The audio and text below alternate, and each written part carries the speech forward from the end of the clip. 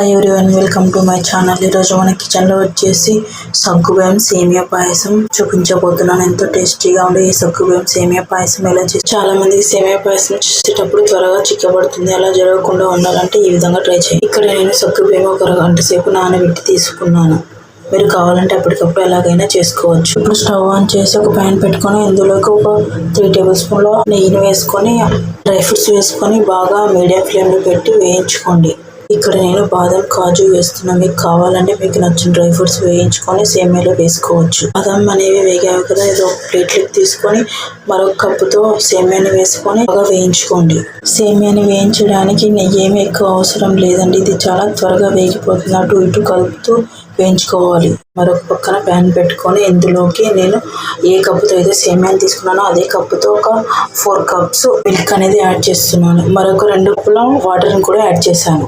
మీరు కావాలంటే మొత్తం పాలతోనైనా చేసుకోవచ్చు. ఇక్కడ మనం సగ్గుబియ్యం వాడుతున్నాం కాబట్టి మొత్తం పాలతో చేసి మరీ చిక్కబడుతుంది.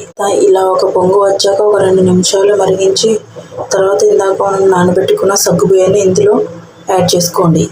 ఇదంతా బాగా కలిసేంత వరకు బాగా ఇలా కలపండి. మంటను మాత్రం మీడియంలో పెట్టుకుని నానబెట్టిన సగ్గుబియ్యం వల్ల చాలా త్వరగా ఉడికిపోతాయి. అదే విధంగా నానబెట్టలేకపోతే ఉడకడానికి కాస్త టైం పడుతుంది. మనం ఇందాక నెయ్యిలో పెట్టుకున్న సేమియాను కూడా ఇందులో వేసి మరొకసారి బాగా కలుపుకోండి. అలాగే కొంతమందికి సేమియాని వేయించి వేసుకోవడం ఇష్టం ఉండదు. ఇష్టం లేని వాళ్ళు అలాగే డైరెక్ట్గానైనా వేసుకోవచ్చు. చూడండి సేమియా అనేది ఎంత బాగా ఉడుకుతుందో. ఈ విధంగా ఉడకాలి. ఇలా మెత్తగా ఉడికితే పాయసం తినడానికి బాగుంటుంది. అది సేమియా సగ్గుబియ్యం కలిపి 1.25 గ్లాస్ కదా, ఇందులోకి ఒక కప్పు పైన ఒక 1/2 కప్పు షుగర్ని యాడ్ చేసుకున్నామంటే పర్ఫెక్ట్గా సరిపోతుంది. ఒకవేళ మీరు షుగర్ అనేది కొంచెం ఎక్కువ వాడే వాళ్ళైతే దానికి ఈక్వల్గా వేసుకోండి.